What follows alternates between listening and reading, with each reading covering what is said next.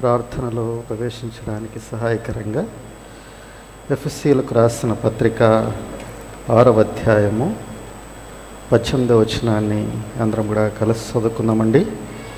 ఎఫెసీయులకు రాసిన పత్రిక 6వ అధ్యాయము 18వ వచనాన్ని అందరం కూడా కలిసి చదువుకుందాం. ఆత్మ వలన ప్రతి సమయమందును ప్రతి విధమైన ప్రార్థనను విజ్ఞాపనమును చేయుచు ఆ విషయమై సమస్త పరిశుద్ధుల నిమిత్తమును పూర్ణమైన పట్టుదలతో విజ్ఞాపన చేయుచు మెలకువగా ఉండడి. ప్రభు సహాయ నిమిత్తమై ప్రార్థన చేసుకుందామండి. ప్రేమగల మా తండ్రి, జీవం కలిగిన మా దేవ, రాత్రికాల సమయంలో నీ కృపా సింహాసనం దగ్గరికి చేరి రావడానికి, ఇంతవరకు మీ యొక్క సన్నిధానంలో చేరి మా తండ్రి విజ్ఞాపనలను ఒప్పుకోలు మీకు సమర్పించుకోవడానికి మీరు చూపించినటువంటి కృపకై ప్రభానికి స్తోత్రాలు. మీరు మాతో మాట్లాడిన మాటలన్నిటి కొరకే నీకు వందనాలు చెల్లిస్తున్నాం ప్రభా. నిజానికి నేను ప్రభా మా తండ్రి జీవం లేని వాడనై మృతుడనై ఉన్నటువంటి పరిస్థితిలో ఉంటుండగా మా తండ్రి నీ యొక్క ప్రియకుమారుడైనటువంటి యేసుక్రీస్తు ప్రభువారిని నా నిమిత్తమై ఈ లోకానికి పంపించి తండ్రి నా యొక్క మృతమైనటువంటి స్థితిని జీవమైనటువంటి స్థితిలోనికి మీరు మార్చినందుకై నీకు వందనాలు చెల్లిస్తున్నాం.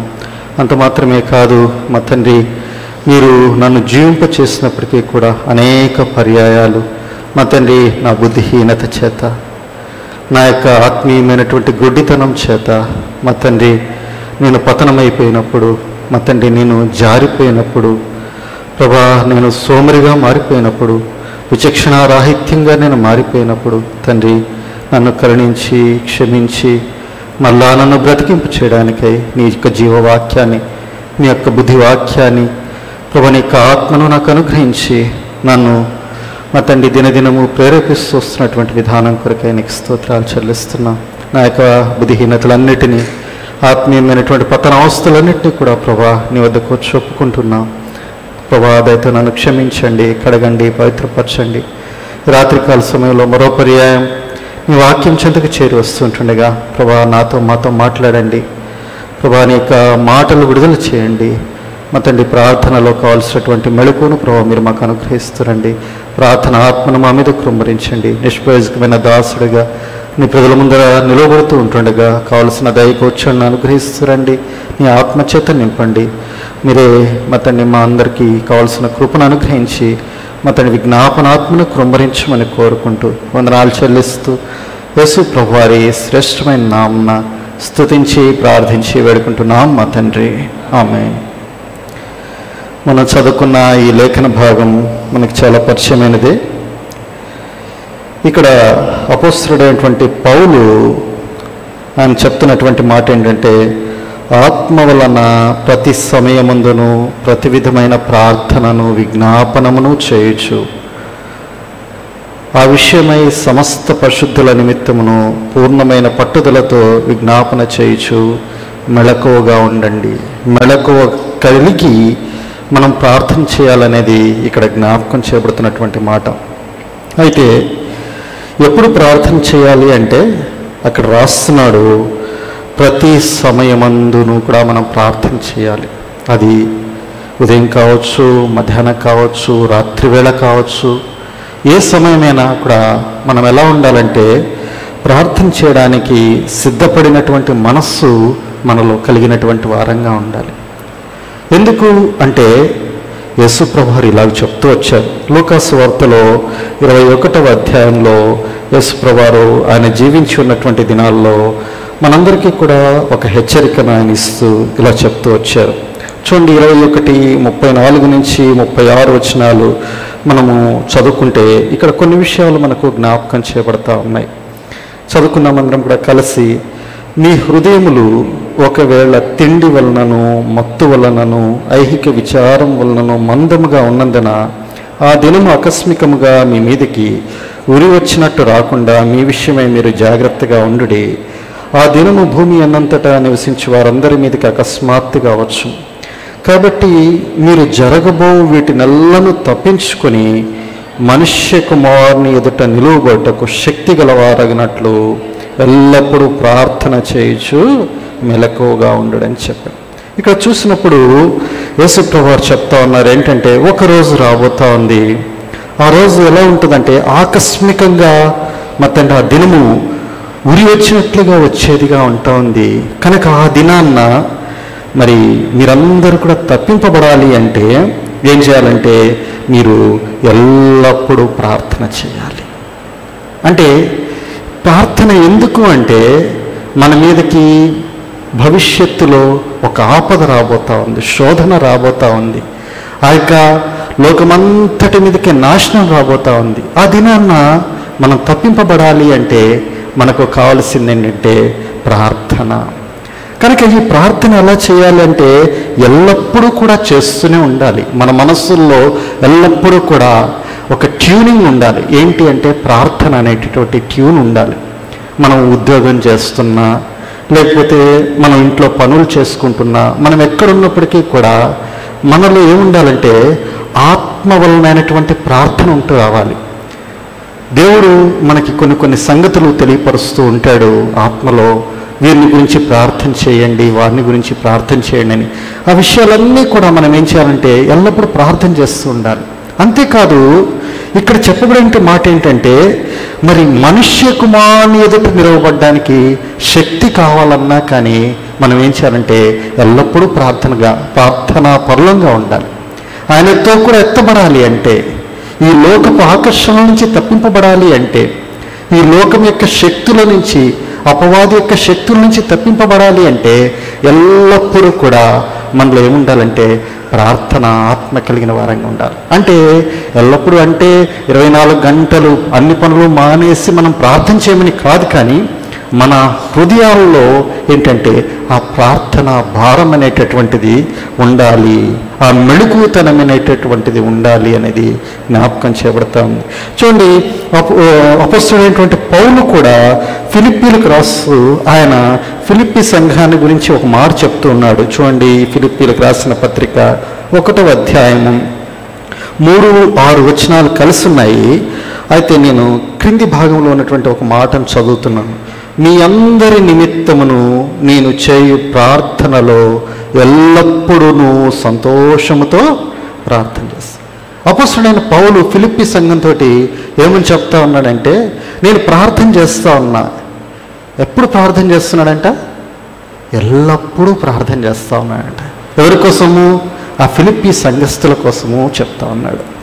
మీకు ఒక ఉదాహరణ చెప్పాల్సిందే. ఎందుకంటే పండిత రమాబాయి అని చెప్పి మీరందరూ వినే ఉంటారు. ఒక మిషనరీ భారతదేశంలో మరి చాలా దినాల క్రితం ఆమె మంచి సేవ చేసింది. వితంతువుల కొరకై, అనాథ బాలికల కొరకై ఆమె సేవ చేస్తూ వచ్చింది.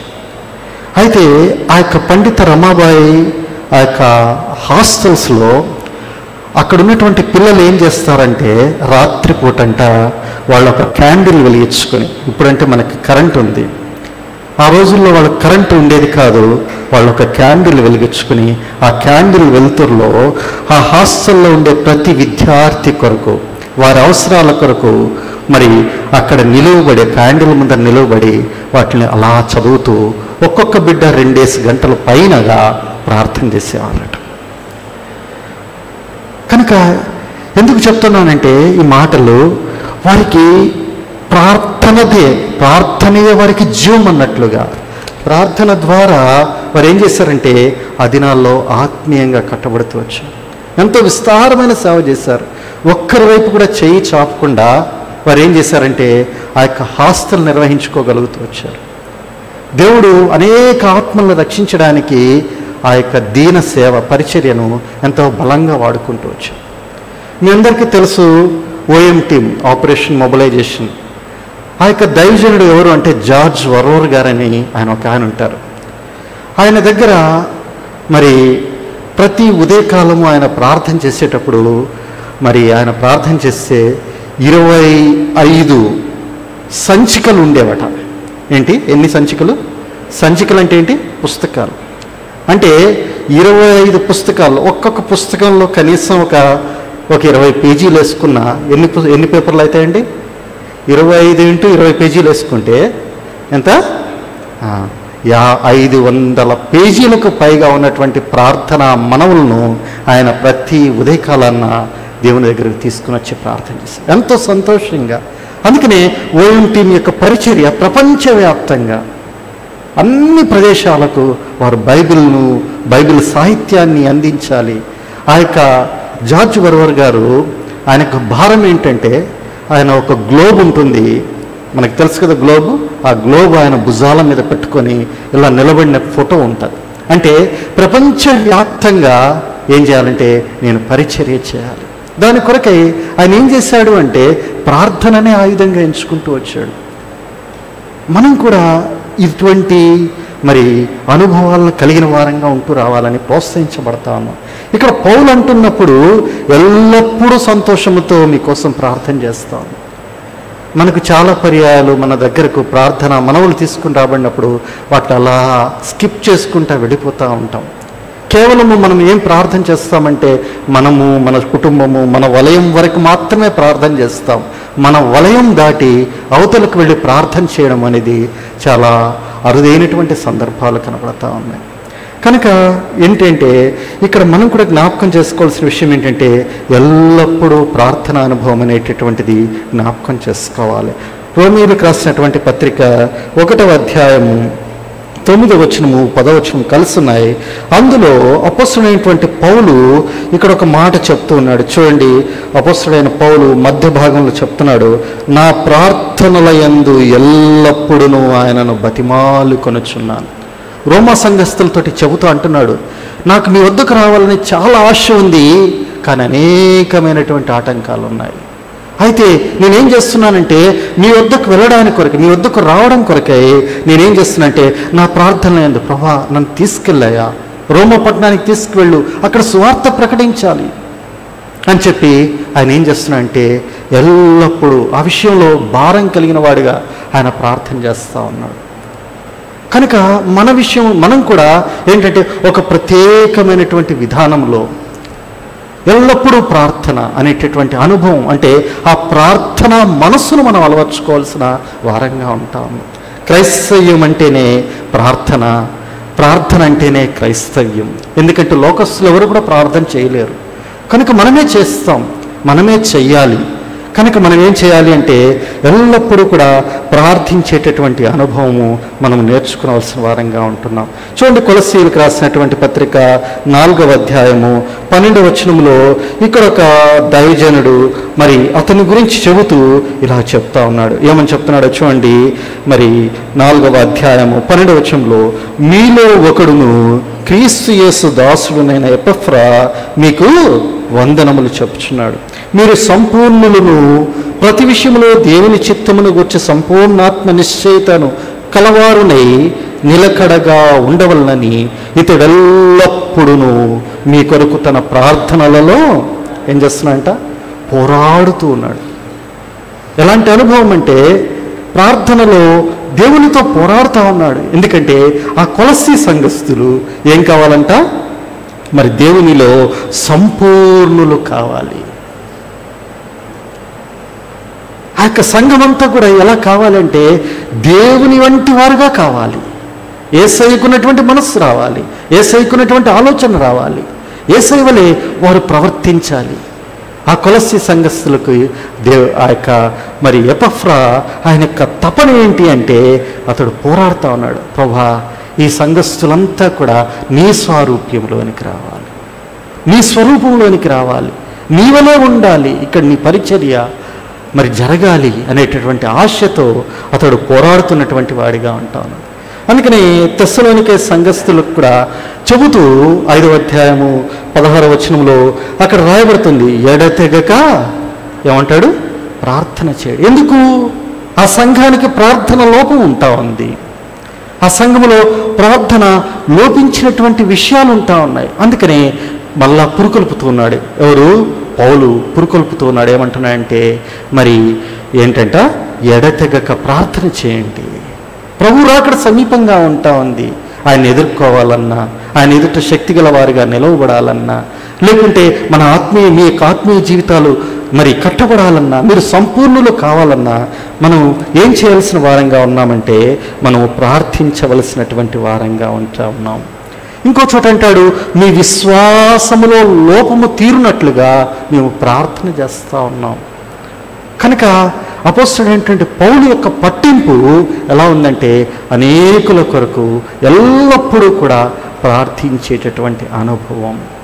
కనుక ఈ యొక్క ప్రార్థనకు మరి ఈ అపోస్తలుడైనటువంటి పౌలు మాత్రమే కాదు, కానీ యేసుక్రీస్తు ప్రభువారు కూడా మనకు ఒక మంచి మాదిరిగా ఉంటాం. ఆయన కూడా అన్ని పరిస్థితుల మధ్యలో, అన్ని సమయాలలో కూడా ఆయన ప్రార్థించినటువంటి వారిగా ఉంటా ఉన్నారు. మనకు తెలుసు అనేక సందర్భాలు ఉన్నాయి, కానీ ఒక 2-3 సందర్భాలు ఆయన మనకు మాదిరిగా ఉన్నటువంటి సందర్భాలు కొన్ని జ్ఞాపకం చేసుకుని తర్వాత ముందరికి వెళదాం. చూడండి, లూకాసు సువార్త 3వ అధ్యాయంలో యేసుక్రీస్తు ప్రభువారు 21వ వచనంలో చూడండి. లూకాసు సువార్త 3వ అధ్యాయము 21వ వచనంలో ప్రజలందరూ బాప్తిస్మము పొందినప్పుడు యేసు కూడా బాప్తిస్మము పొంది ప్రార్థన చేయుచుండగా. చూడండి, ఆయన ఒక నియమంలోనికి వచ్చాడు, ఒక కట్టడలోనికి వచ్చాడు. అందరూ చేస్తున్నట్లుగా ఆయన కూడా చేయడానికి ఇష్టపడతా ఉన్నాడు. యోహాను అంటే వచ్చాడు, ప్రభువా నీకు నేను బాప్తిజం ఇవ్వాలా అంటే ఆయన అంటాడు, నీతి యావత్తు ఇలాగూ జరగని. కనుక ఆయన చేసిన తర్వాత ఏం చేస్తున్నాడంటే యేసు ప్రభువారు ప్రార్థన చేస్తూ ఉన్నాడు. ఎంతమంది మీ బాప్తిస్మం తీసుకున్న తర్వాత ప్రార్థనా జీవితాన్ని మరి బలమైనదిగా కట్టుకుంటా ఉన్నాం. అనేక మంది ప్రార్థనా జీవితాలు ఏమైపోయినాయి అంటే కూలిపోతున్నటువంటి దశలో ప్రభువారే మనకు మాదిరిగా ఉంటా ఉన్నారు. ఆయన అంటున్నాడు, ఏమంటున్నాడంటే మీరు ప్రార్థన చేయాలి. ఆయన ప్రార్థన చేస్తే ఆకాశము తెరవబట్టయు, తర్వాత ఏంటంట పరిశుద్ధాత్మ శరీరాకారంలో పావురం వలె ఆయన మీదకు దిగివచ్చుటయు. కనుక ప్రార్థన ఏం చేసిందంటే ఆకాశాన్ని తెరిచేటటువంటిది. ప్రార్థన ఏం చేస్తుందంటే దేవుని యొక్క ఆత్మను నీ మీదకి తీసుకుని వస్తా ఉంది. అప్పుడు నువ్వేమవుతావంటే ప్రభువులో బలమైనటువంటి వాడవుగా ఉంటావు. చూడండి, లూకాసు వార్తలోనే 5వ అధ్యాయము 16వ వచనంలో ఇక్కడ చూస్తే ఇక్కడ 5:16లో యేసు ప్రభువారు ఇక్కడ ఇంకొక సందర్భం కనబడుతుంది. ఆయన ప్రార్థన చేయుటకు ఎక్కడికి వెళ్ళారంట? అరణ్యములోనికి వెళ్ళాడు. ఆయన ఎక్కడికి వెళ్ళాడు? అరణ్యములోకి సైతం. అంతకు మునుపు వరకు ఆయన ఏం చేశాడంటే బహుజన సమూహం చేరి వచ్చారట. వారందరినీ స్వస్థపరిచాడు, వారందరితో మాట్లాడాడు, వారందరికీ బోధించాడు, వారందరినీ కూడా సమాధానపరిచి పంపించి వేశాడు. పంపించి వేసిన తర్వాత ఆయన ఏం చేస్తున్నాడంటే ఆయన ప్రార్థన చేయడానికి అరణ్యానికి వెళుతూ ఉన్నాడు. అంటే ఎంతో విస్తారమైనటువంటి సేవా పరిచర్య చేసిన పిమ్మట ఆయన ఏం చేస్తున్నాడంటే ఆ పరిచర్య ఫలించడానికి కొరకై కూడా ఏం కావాల్సి వచ్చిందంటే ప్రార్థన యొక్క ఆవశ్యకత ఉంటా ఉంది అనేది యేసు ప్రభువారి ద్వారా మనకు తెలుస్తూ ఉంది. చూడండి, 6వ అధ్యాయం 12వ వచనంలోనే ఇదే లూకాసు వార్త 6:12లో ఆ దినముల యందు ఆయన ప్రార్థన చేయుటకు కొండకు వెళ్ళి దేవుని ప్రార్థించుట యందు రాత్రి గడిపవచ్చు. ఇక్కడ చూస్తే మరి మరుసటి దినాన్న ఆయన ఒక గొప్ప కర్తవ్యాన్ని నిర్వహించాలా. ఏంటి ఆ కర్తవ్యం తెలుసా? ఏంటి అంటే తనకు తర్వాత మరి మరుసటి తరాన్ని సిద్ధపరచాలి. తనకు తర్వాత ఆ పరిచర్యను నిర్వహించే వ్యక్తులను ఏర్పరచుకోవాలి. దాని కొరకై ఆయన ఏం చేశారంటే రాత్రంతా ప్రార్థన చేశారు. రాత్రంతా కూడా ఆయన దేవుడై ఉండి, ఆయన సమస్తాన్ని ఎరిగిన వాడై ఉండి ఆయన ఏం చేస్తున్నా అంటే తన శిష్యులను ఏర్పరచుకున్నట్లు సైతము ఆయన ప్రార్థన చేసినటువంటి వారిగా మనకు కనబడుతూ ఉన్నాడు. తర్వాత చూడండి, ఇదే లూకాసు వార్త 9వ అధ్యాయము, లూకాసు వార్త 9వ అధ్యాయము 18వ వచనంలో, 9వ అధ్యాయము 18వ వచనంలో ఇక్కడ మరి మనకు కనబడుతూ ఉంది. ఒకప్పుడు ఆయన ఒంటరిగా ప్రార్థన చేయుచుండగా ఆయన శిష్యులు ఆయన యొద్ద ఉండిరి. ఇక్కడ చూస్తే శిష్యుల యొక్క మరి కన్ఫర్మేషన్ ఏంటో తెలుసుకోవడానికి, శిష్యుల యొక్క ఒపీనియన్ తెలుసుకోవడానికి సైతము దానికంటే ముందర కూడా ఆయన ప్రార్థన చేస్తున్నాడు. అందరూ ఏమనుకుంటున్నారు ఈ పరిచర్యను గురించి, ఎలా ఉంది పరిచర్య అని వెళ్ళి అడగడానికంటే ముందుగా ఆయన ఏం చేస్తున్నారంటే ఆయన ప్రార్థన చేసినటువంటి వారిగా ఉంటాం. కనుక ఇంకా క్రిందకు వస్తే చూడండి 29వ వచనంలో ఆయన ప్రార్థించుచుండగా ఆయన ముఖరూపము మారెను, ఆయన వస్త్రములు తెల్లనివై దగదగా మెరిసెను. ఇక్కడ చూసినప్పుడు ఇక్కడ కూడా రూపాంతరపు కొండ అనుభవాన్ని జ్ఞాపకం చేస్తాం. యేసుప్రభువారు ఆయన మరి నిర్గమాన్ని గురించి, ఆ యొక్క పరలోకపు సంగతులతో గురించి దేవునితో మాట్లాడడానికి ఆయన ఇష్టపడినప్పుడు ఆయన ఎలా ఉందంటే, మరి ఆయన ప్రార్థిస్తూ ఉంటే ఆయన ముఖవర్చస్సు మారిపోయింది. దేవదూత సమానమైనటువంటి ముఖవర్చస్సు ఆయనలో కనబడతా ఉంది. అందుకని మోషే దినాల్లో కూడా మోషే ఆయన కొండ మీదకి వెళ్ళి ప్రార్థన చేసుకుని దిగి వస్తా ఉంటే ఆయన ముఖంలో ఏముందంట, గొప్ప మెరుపు ఉంటా ఉంది. ప్రజలు ఆయన్ని చూడలేకపోయారు. అప్పుడు మోషే ఒక ముసుగు వేసుకున్నాడు. ఎందుకు ఆ ముసుగు వేసుకోవాల్సి వచ్చిందంటే, ప్రజలు ఆయన చూడలేకపోతూ వచ్చారు. అంటే ఎప్పుడైతే మనకు దేవునితో సన్నిహితమైనటువంటి సంబంధం ఉంటుందో, ఎప్పుడైతే మనం విజ్ఞాపన పరిచర్య చేస్తూ ఉంటామో, మనలో కనబడే ఒక గొప్ప మార్పు ఏంటంటే, నీ ముఖము అంతకంతకు దివ్యమైనటువంటి ప్రకాశంలోనికి వస్తుంది. ఆ ప్రకాశం ఎలా ఉంటుందంటే, నిన్ను ఒకరోజు దేవునితో కూడా సమానమైనటువంటి రూపాంతరానికి తీసుకుని వెళ్ళేది. అందుకనే మనకు ప్రార్థనలు అవసరం, అందుకనే మనకు విజ్ఞాపనలు అవసరం. ఇంకా చెప్పుకుంటూ పోతే యేసుప్రభువారు మరి తర్వాత మరి చాలా పర్యాయాలు ఆయన ప్రార్థన చేసినట్లుగా, సిలువ మీదకి ఎక్కుతున్నప్పుడు సైతం ఆయన ప్రార్థన చేసినట్లుగా, ఆయన అక్కడ ఈ యొక్క లూకా సువార్తలో ఇంకొక 5-6 పర్యాయాలు ఆయన ప్రార్థన అనుభవాలు రాయబడుతూ ఉన్నాయి. అయితే ఎందుకు ఈ ప్రార్థనలు, ఎందుకు ఎడతగినటువంటి ఈ ప్రార్థనలు అంటే, ఒక విషయాన్ని మనం జ్ఞాపకం చేసుకోవాలి. ఎందుకంటే మన ఆత్మీయమైనటువంటి జీవితము ప్రభువుతో సన్నిహిత సంబంధం గడపడానికి, మన ఆత్మీయమైనటువంటి జీవితంలో మనము జారిపోకుండా ఉండడానికి. అందుకని యేసుప్రభువారు ఈ యొక్క మాట చెప్తా ఉన్నాడు. ఒక 5 సంగతులు మనం జ్ఞాపకం చేసుకుందాం రాత్రికాలం. చూడండి, మార్కు సువార్త 14వ అధ్యాయము 38వ వచనము అందరం కూడా కలిసి చదువుదాం. మార్కు సువార్త 14:38వ వచనం అందరం కూడా కలిసి చదువుదాం. మీరు శోధనలో ప్రవేశించకుండానట్లు మెలకువగా ఉండి ప్రార్థన చేయుడి, ఆత్మసిద్ధమే కానీ శరీరము బలహీనమని పేతురుతో చెప్పి. చూడండి, ఇక్కడ యేసుప్రభువారు ఆయన సిలువకు వెళ్ళేటి గడియలు ఆసన్నమైతా ఉన్నాయి. ఆయన సిలువకు వెళ్ళే మునుపు ఆయన ఏం కోరుకున్నారు అంటే, ఆయనకు ప్రార్థనా సహవాసం కావాలని కోరుకున్నారు. ఆయనతో కలిసి ఒక గుంపు నా కోసం ప్రార్థన చేస్తే బాగుండని చెప్పి వారిని పిలుచుకొచ్చుకున్నాడు. వారిని ప్రార్థన చేయమన్నాడు, ఆయన కూడా ప్రార్థన చేస్తా అన్నాడు. ఆయన ప్రార్థన చేయమని చెప్పి వెళితే వీళ్ళు ఏం చేస్తున్నారంటే, వారు నిద్రలోనికి జారుకున్నారు. ఎందుకంటే అది ఆయనకెంతో, ఆయన బలపరచబడవలసినటువంటి ఆ సందర్భం, అది ఆయనకెంతో ఆవశ్యకంగా ఉన్నటువంటి సందర్భం. కనుక ఆయన ఏం కోరుకున్నాడంటే ప్రార్థనను కోరుకున్నాడు. కనుక ఇప్పుడు వీళ్ళు వచ్చేటప్పటికి వీళ్ళు ఏం చేస్తున్నారంటే, వీళ్ళు నిద్రపోతా ఉన్నారు. అప్పుడు ప్రభువారు అంటా ఉన్నాడు, ఏమంటాడంటే, మీరు శోధనలో ప్రవేశించకుండానట్లు ఏంటంట, మెలకువగా ఉండి ప్రార్థన చేయుడి. కనుక మనకు ఆత్మీయమైనటువంటి జీవితంలో మనకు అనేకమైనటువంటి శోధనలు ఉంటా ఉన్నాయి. ఆ శోధన నుంచి తప్పించుకోవాలంటే మనకు కావాల్సింది ఏంటి అంటే, మెలకువ కలిగి మరి మనం ప్రార్థన చేయడం. అంటే మెలకువ కలిగి ప్రార్థన అంటే, ఆ ప్రార్థన ఆత్మ మనలో పనిచేస్తూ ఉండాలి. ఎల్లప్పుడూ కూడా మన చుట్టూ ఉన్నటువంటి పరిస్థితులు గమనిస్తూ ఉన్నప్పుడు వారి విషయంలో ప్రార్థన చేయాలి. ఆయన రాకడ కొరకే ప్రార్థన చేయాలి. మన చుట్టూ నశించిపోతున్నటువంటి ఆత్మల కొరకే ప్రార్థన చేయాలి. మనకు సంభవింపబోయే ఆపదల విషయంలో ఆ యొక్క మనకేం చేస్తుందంటే, మన మనస్సాక్షితోటి దేవుడు చెప్తా ఉంటాడు. కనుక మనం ఏం చేయాలంటే, ఆ విషయాలన్నిటిలో మనం మెలకువ కలిగి ప్రార్థన చేయాలి. నిజానికి వీరికి రాత్రంతా మెలకువగా ఉండేటువంటి అనుభవాలు లేవా అంటే, ఖచ్చితంగా వీరికి మెలకువగా ఉండే అనుభవాలు ఉన్నాయి. ఎందుకంటే వీళ్ళు జాలరులు. వాళ్ళు ఏం చేస్తారంటే, రాత్రి సమయాల్లోనే వారు వెళ్ళి చేపలు పట్టేటటువంటి అనుభవం. అనేక సందర్భాలు, అనేక దినాలు వారి యవన కాలంలో వారు ఏం చేశారు? మెలకువగా ఉంటూ వచ్చారు.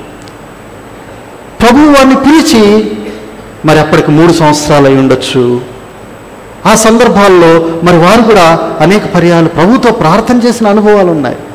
అయినా కానీ సందర్భం వచ్చినప్పుడు వారు ఏం చేశారంటే నిద్రలోనికి జారుకున్నటువంటి వారిగా ఉన్నారు.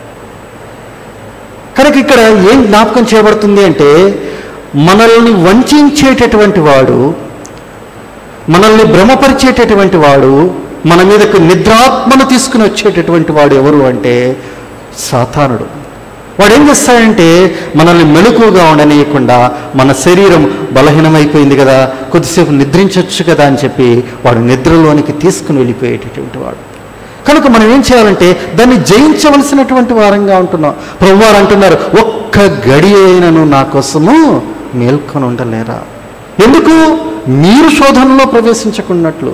ఇక్కడ మరి యేసు ఈ సువార్తలో ఆయన నిద్రపోయినటువంటి కారణం చేత జరిగినటువంటి పరిస్థితి ఏంటంటే, యేసు ప్రభువారు ఎవరో నాకు తెలియదు అని చెప్పి 3 పర్యాయాలు బొంకినటువంటి పేతురుగా కనిపిస్తూ ఉంటాడు. కారణం ఏంటి అంటే, ఆయనతో కలిసి మెలకువగా ఉండుంటే ఆ యొక్క శోధనను జయించేవాడేమో, కానీ దాన్ని జయించలేకపోతూ వచ్చాడు.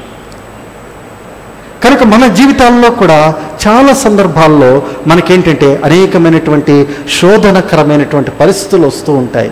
వాటిని మనము జయించగలిగేటువంటి శక్తి ఎక్కడి నుంచి పొందుకోవాలంటే మనం మెలకువ కలిగినటువంటి ప్రార్థనా జీవితం ద్వారానే మనం పొందుకోగలుగుతాం. అనేకమైనటువంటి ఆ యొక్క పరిస్థితులు మన ముందరికి వస్తూ ఉంటాయి.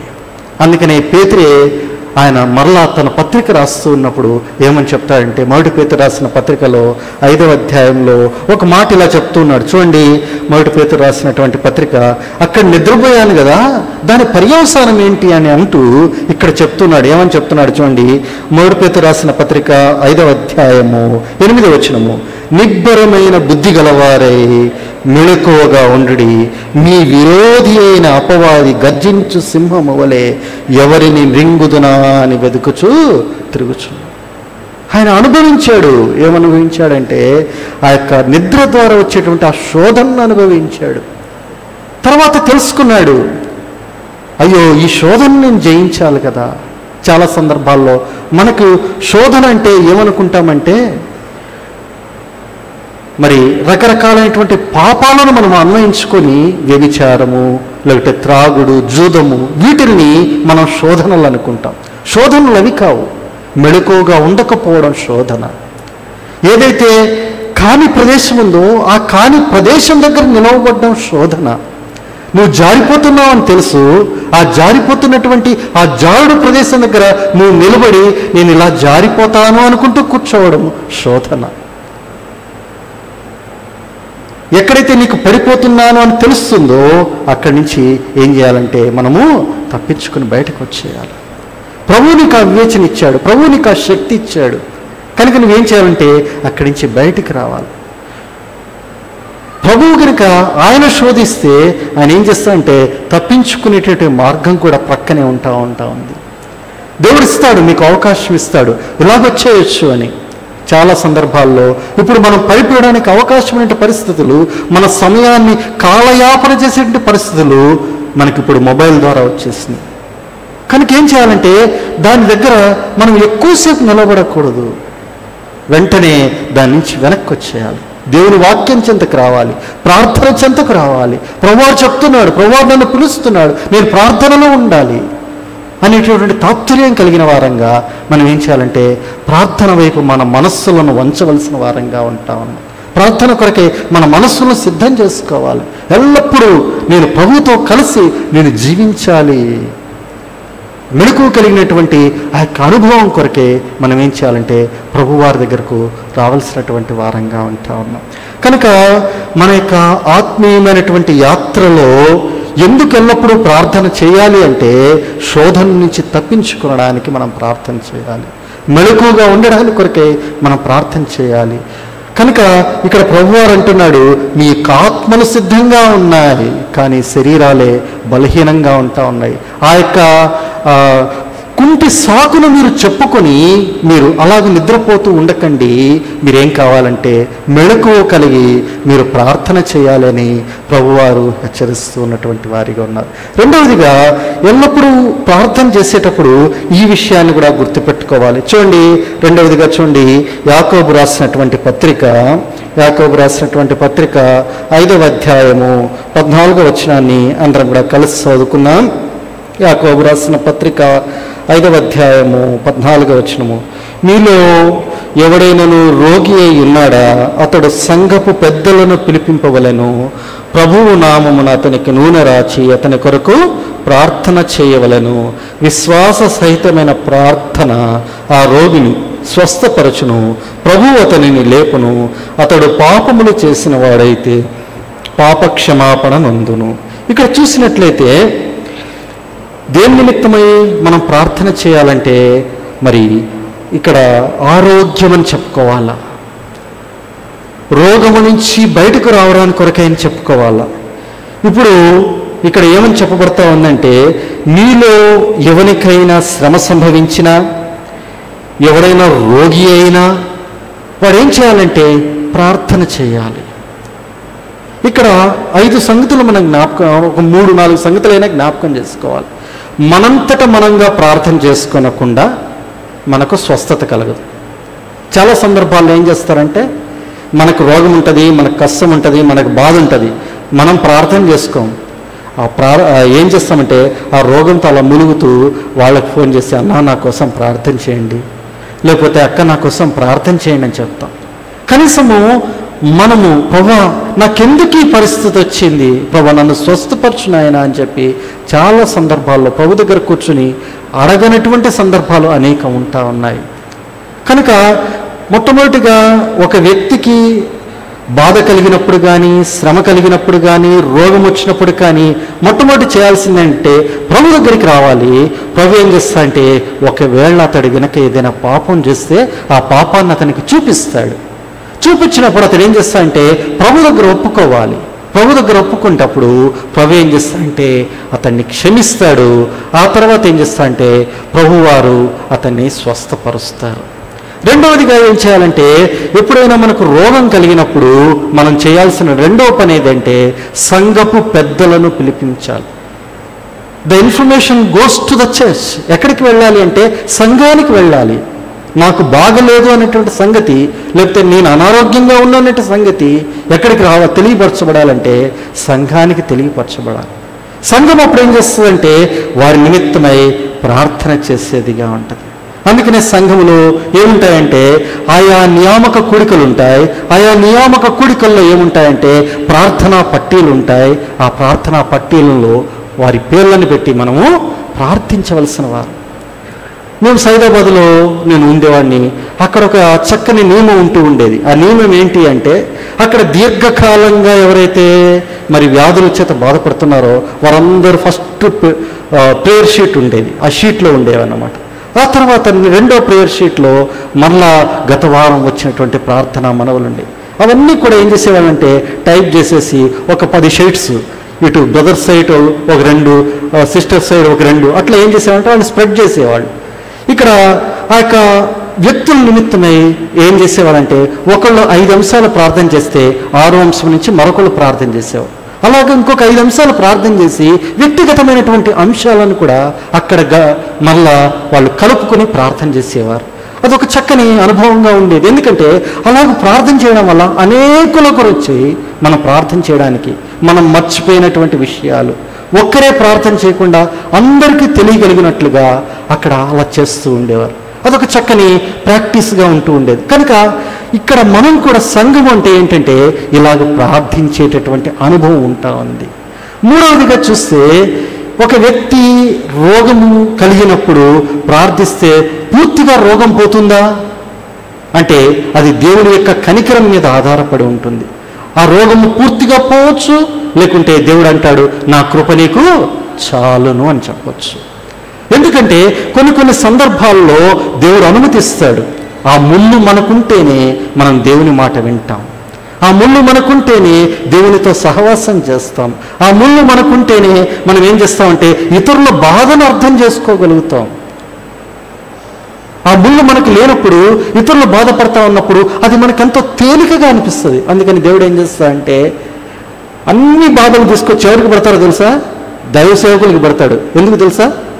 వాళ్ళకు అన్నీ తెలుస్తాయి కనుక ఆ యొక్క పెద్దవాళ్ళు బాధపడేది తెలుస్తుంది, చిన్నవాళ్ళు బాధపడేది తెలుస్తుంది, అన్ని బాధలు కూడా వారికి తెలుస్తూ ఉంటాయి. అందుకని వాళ్ళు ఏం చేస్తారంటే ఎప్పుడు కూడా ప్రార్థనలు చేస్తూ ఉంటారు.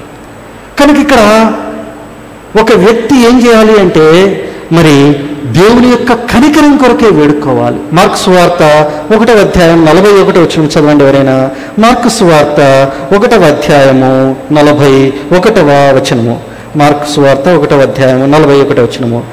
ఆయన కనికరపడి చెయ్యి చాపి వాని ముట్టి, నాకిష్టమే, నువ్వు శుద్ధుడు కమ్మని వానితో చెప్పాను. ఇక్కడ కుష్ఠరోగకుడు మరి యేసుప్రభువారు ఆ మార్గాన్ని వస్తున్నాడని తెలుసుకుని ఆయన వచ్చి ప్రభు దగ్గరకు వచ్చి అంటున్నాడు, అయ్యా నీకు ఇష్టమైతే నన్ను శుద్ధినిగా చెయ్యి. అంటే మన ప్రార్థనలో ఎప్పుడు కూడా మనం ఎలా ప్రార్థన చేయాలంటే, ప్రభువా నేను ఏది కోరుతున్నానో అది కాదు, ప్రభువా నీ చిత్తానుసారంగా నీ ఇష్టానుసారమైంది నా జీవితంలో జరిగించు. మనం కోరుకున్న దాని కొరకే మనం కోరుకున్నదే కావాలని అనుకోకూడదు. కానీ ప్రభు చిత్తానుసారంగా మనం ఏదైతే కావాలనుకుంటున్నామో, ప్రభు ఏదైతే కావాలని కోరుకుంటున్నాడో అలాగున మనం అవడముకు ఎంతో మంచిది. ఇక్కడ అంటున్నాడు, ప్రభు నాకిష్టమే. ఏమంటున్నాడు ప్రభువారు? నాకిష్టమే, నువ్వు శుద్ధుడు కావచ్చు. ఆయన మీద కనికరపడి, కనుక కనికరము, ప్రభువారి యొక్క కనికరం కోరుకోవాలి. ఆయన కనికరపడితే నువ్వు సంపూర్ణంగా స్వస్థచిత్తుడు అవుతావు.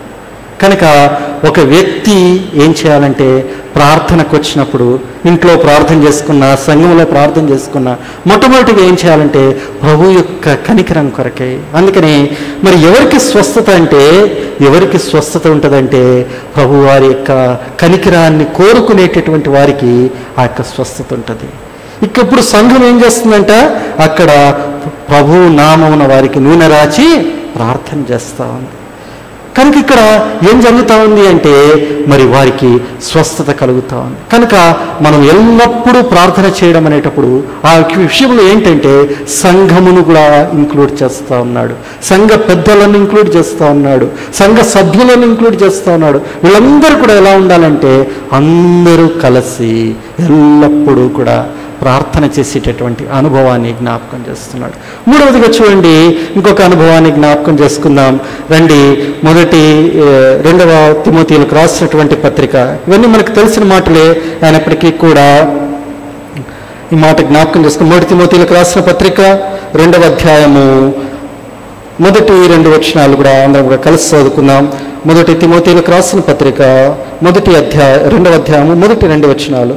మనము సంపూర్ణ భక్తియు మాన్యతయు కలిగి నెమ్మదిగాను సుఖముగాను బ్రతుకు నిమిత్తము అన్నిటికంటే ముఖ్యముగా మనుషులందరి కొరకును, రాజుల కొరకును, అధికారులందరి కొరకును విజ్ఞాపనములను, ప్రార్థనలను, యాచనలను, కృతజ్ఞతాస్తుతులను చేయవలనని హెచ్చరించుచున్నాను. ఇక్కడ చూసినప్పుడు ఏమని చెప్తున్నా అంటే అందరి కొరకు, రాజుల కొరకు, అధికారుల కొరకు.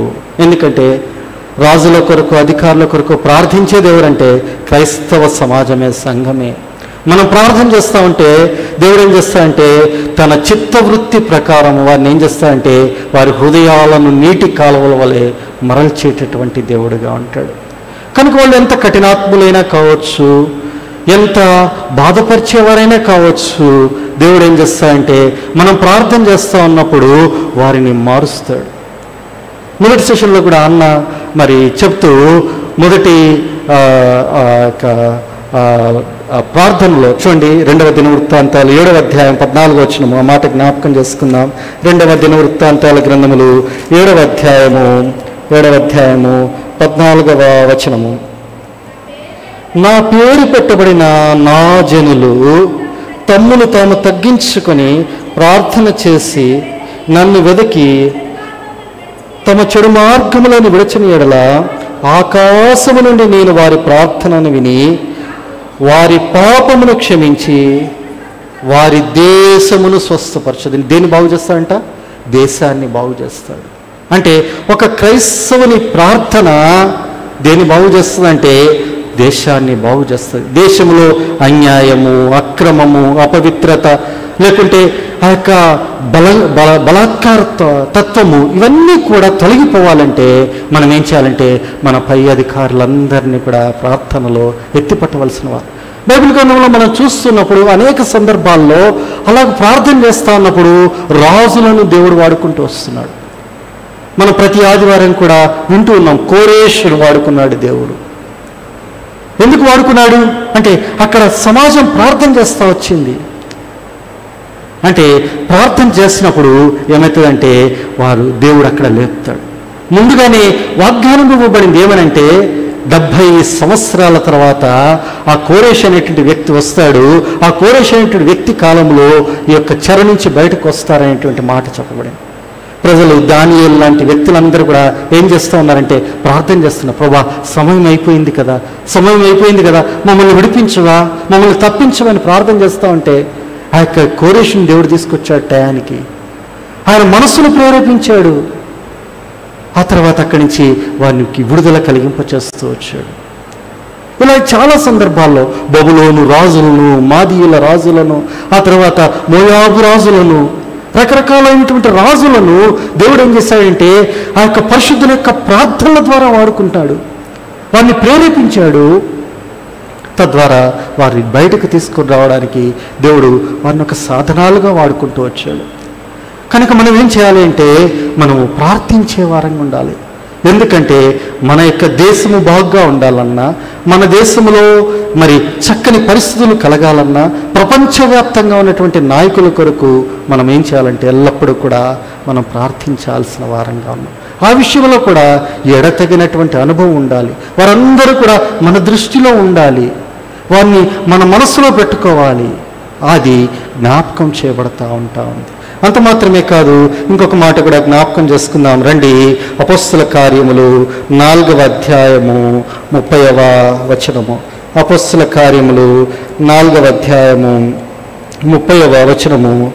30వ వచనము అందరం కూడా కలిసి చదువుకుందాం. అపోస్తల కార్యములు 4వ అధ్యాయము 30వ వచనము. రోగులను స్వస్థపరచుటకును నీ పరిశుద్ధ సేవకుడైన యేసు నామము ద్వారా సూచక క్రియలను మహత్కార్యములను చేయుటకు నీ చెయ్యి చాచి ఉండగా నీ దాసులు బహుధైర్యముగా నీ వాక్యమును బోధించినట్లును అనుగ్రహించము. ఎందుకు ప్రార్థన చేయాలంటే ఎడతెగకుండా అక్కడ రాయబడినటువంటి మాట, దేవుని దాసులు బహుధైర్యంగా ఏం చేయాలా? వాక్య ప్రకటన చేయాలి. దేవుని యొక్క మాటలు యథార్థమైనటువంటి మాటలు, సత్యమైనటువంటి మాటలు, అది ప్రజల్లోనికి వెళ్ళగలిగినట్లుగా ఏం చేయాలంటే సంఘం ఎల్లప్పుడూ ఎత్తి ప్రార్థన చేయాలి దేవుని దాసులు. ఎందుకంటే ఎన్నో అపోజిషన్స్ ఉంటాయి. వాటన్నిటి మధ్యలో వాక్యం ఎలా వెళ్ళాలంటే సమాధానముగా, నిమ్మళంగా వాక్యం చేరుకోవాలి అంటే ఏది అవసరం అంటే ప్రార్థనా సహాయం అవసరం. అంతకు మునుపు చూస్తే వాళ్ళు మరి విద్య లేని పామరులు, వీరికి ఇంతటి జ్ఞానం ఎక్కడి నుంచి వచ్చిందని వారు అనుకున్నారు. వారిని తీసుకుని వెళ్ళి ఆ యొక్క ఖైదీలో వేశారు. అయితే వాళ్ళు ప్రార్థన చేస్తే మరలా దేవుడు వారికి ద్వారాలు తెరుస్తూ వచ్చాడు. ఆదిమ సంఘం ఎడతెగకుండా ప్రార్థన చేసింది. ఆ కారణం చేతనే ఆ పరిచర్య ఏమైందంటే అంతకంతకు అంతకంతకు అంతకంతకు విస్తరించింది. మీరు గమనించారో లేదో, 1వ అధ్యాయంలో చూస్తే అక్కడ 120 మందితో ప్రారంభమైనటువంటి సంఘం 2వ అధ్యాయానికి వచ్చేటప్పటికి 3000 మంది కనిపిస్తారు. 4వ అధ్యాయంలో చూస్తే 5000 మంది కనిపిస్తారు. 5వ అధ్యాయంలోకి వస్తే అనేకులుగా ఆ సంఘం అభివృద్ధి చెందినట్లుగా కనబడతారు. దాని అంతటి వెనుక ఉన్నది ఏంటి అంటే అక్కడ ప్రార్థనా అనుభవం ఉంటా ఉంది. వారు ఎడతెగకుండా ఏం చేస్తూ ఉన్నారంటే వారు ప్రార్థన చేస్తూ ఉన్నారు. దేవుని ఆత్మతో కలుసుకున్నారు. వారు ప్రభు మాటను మరి తూచా తప్పకుండా వారు ఏం చేశారంటే అవలంబిస్తూ వచ్చారు. ప్రభు వారు ఏమని చెప్పారంటే, ఆయన ఆరోహణ అయితే పైకి వెళుతూ ఆయన ఏమని చెప్పారంటే, మీరు యెరూషలేములో నిలిచియండి, ప్రార్థన చేయడం చెప్పారు. వారంతా కూడా కలిసి ఆ శిష్యులు 11 మంది కలిసి కూర్చుని ప్రార్థన చేస్తే వారు 120 మంది అయ్యారు. ఆ తర్వాత వారు కలిసి ప్రార్థన చేస్తూ ఉంటే దేవుడు గొప్ప కార్యాన్ని వారి మధ్యలో జరిగిస్తూ వచ్చారు. ఆత్మదేవుణ్ణి వారు దింపగలుగుతూ వచ్చారు. కనుక ప్రార్థన ఏం చేస్తుందంటే అనేకమైనటువంటి ఆటంకాలను తొలగిస్తూ ఉంటా ఉంది. అనేకమైనటువంటి ఆటంకాలను తొలగింపచేసి దేవుని యొక్క వాక్యము ధారాళంగా బయటకు వెళ్ళడానికి ప్రార్థన సహాయకరంగా ఉంటా ఉంది. అందుకనే చాలా పర్యాయాలు అపోస్తలుడైనటువంటి పౌలు చూడండి అడుగుతా ఉన్నాడు. ఏమని అడుగుతా ఉన్నాడో రోమీయులకు రాసినటువంటి పత్రికలో కూడా 15వ అధ్యాయంలో ఒక చోట ఇలాగంటాడు. చూడండి, రోమీయులకు రాసినటువంటి పత్రిక 15వ అధ్యాయము 30-32 వచనాలు. 15వ అధ్యాయం 30-32 వచనాలు.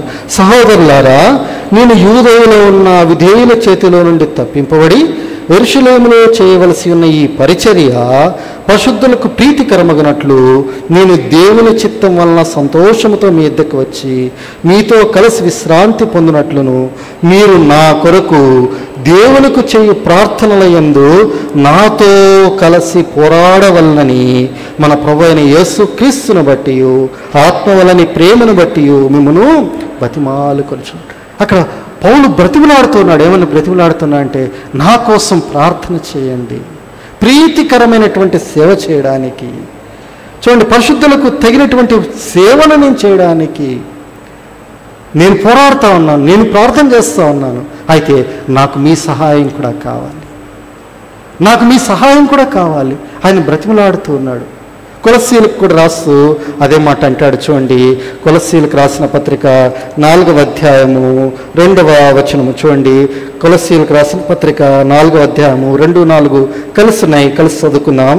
ప్రార్థన యందు నిలకడగా ఉండి కృతజ్ఞత గలవారై దాని యందు మెళకువగా ఉండి మరియు నేను బంధకములలో ఉంచబట్టకు కారణమైన క్రీస్తు మర్మమును గూర్చి నేను బోధింపవలసిన విధముగానే ఆ మర్మమును వెల్లడిపరచినట్లు వాక్యము చెప్పుటకు అనుకూలమైన సమయము దేవుడు దయచేయవలనని మా కొరకు ప్రార్థన చేయండి.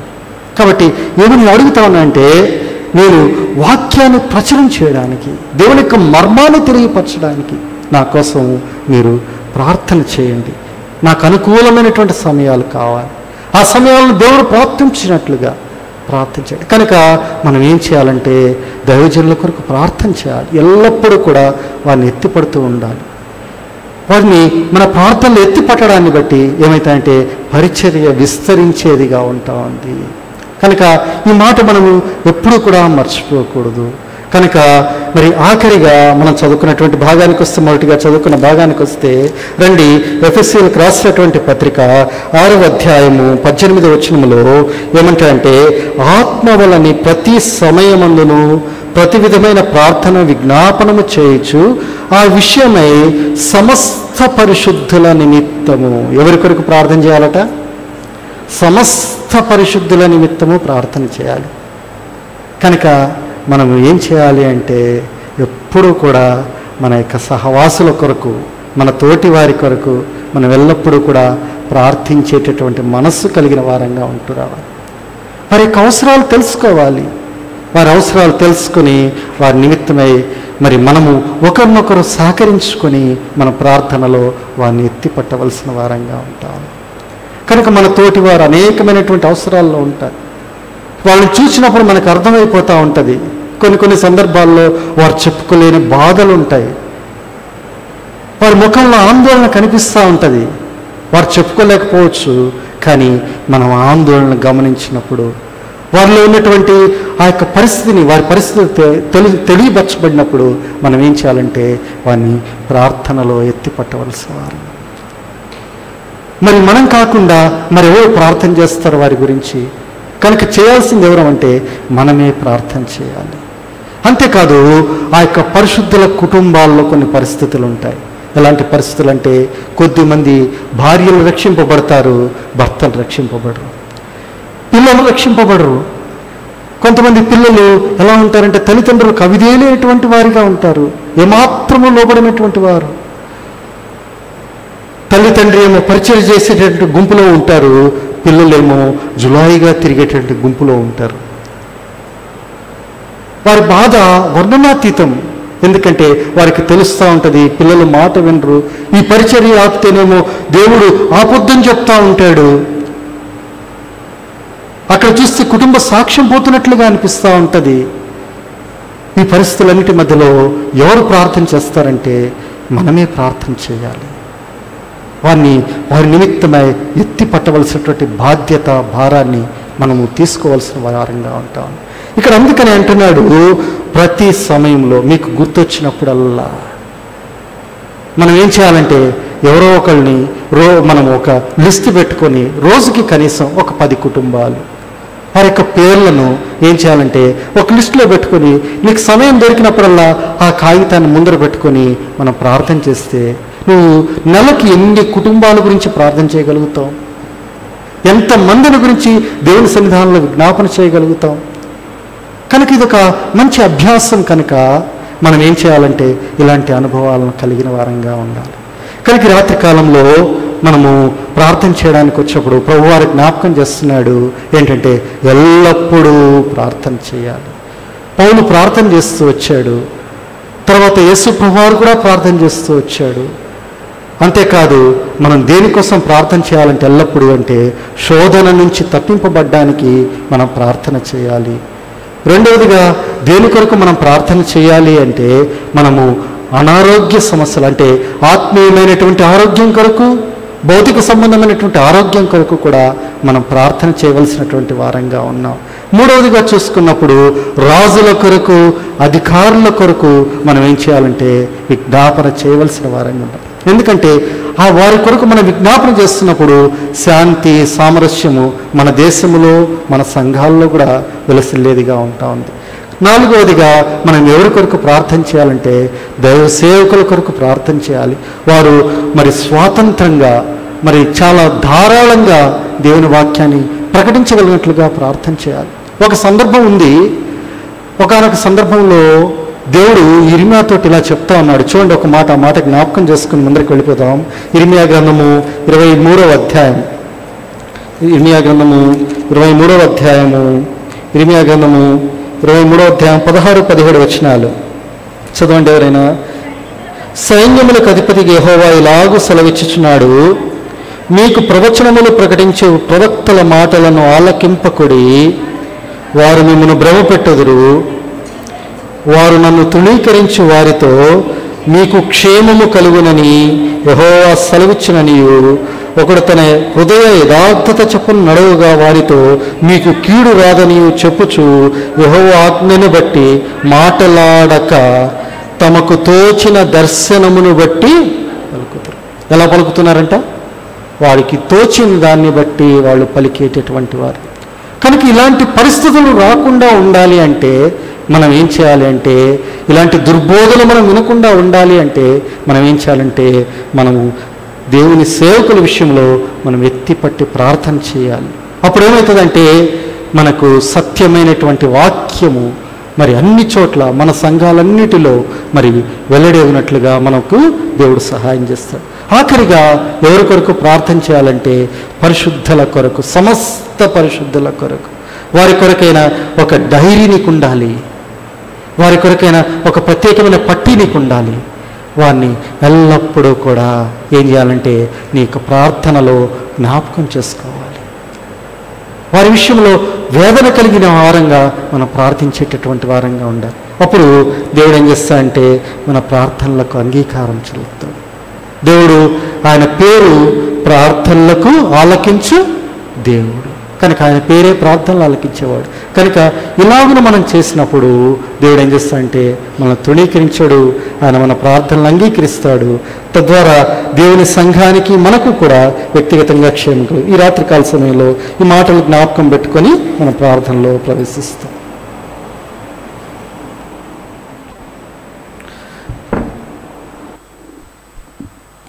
విన్న వాక్యానుసారంగాను దేవుడు మీ హృదయంలో ఉంచిన భారాన్ని బట్టి కూడా దయచేసి ప్రార్థించండి. అలాగే రేపటి పరిశుద్ధ పరిచర్య నిమిత్తం కూడా దయచేసి ప్రార్థనలు జ్ఞాపకం చేసుకోండి.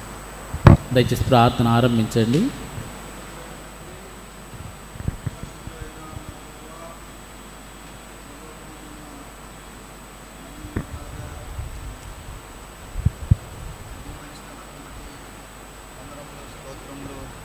చెల్లించుకొంచున్నాను. నీ ప్రియ కుమారుడు, అద్వితీయ కుమారుడు, ఏకైక కుమారుడు, జంతైక కుమారుడు, మనిషి కుమారుడు, పెండ్లి కుమారుడైన క్రీస్తు యేసు ప్రభు అతి శ్రేష్టమైన నామమును బట్టి మీకు వందనములు. ఆ నామములో తండ్రి నాకు ఇచ్చిన రక్షణకై, జీవముకై, విమోచనకై, పాపక్షమాపణకై, ఆత్మస్వతంత్రముకై నాయనా తండ్రి అని మొరపెట్టుకొను. నీ ఆత్మను, నీ కుమారుని ఆత్మను నాకు అనుగ్రహించినందుకు మీకు స్తోత్రములు. ఈ రాత్రికాల సమయంలో నీ ప్రజలతో విమోచింపబడిన నీ సత్యానుజలతో కలిసి నీ గుడారంలో సాగిలిపడి నీ ముఖదర్శనం చేసుకొని తండ్రి మాకు విజ్ఞాపనము, యాచనను, మొరలను, విన్నపములను, ప్రార్థనను మీకు సమర్పించుటకు ఇచ్చిన ఆధిక్యతకే స్తోత్రం.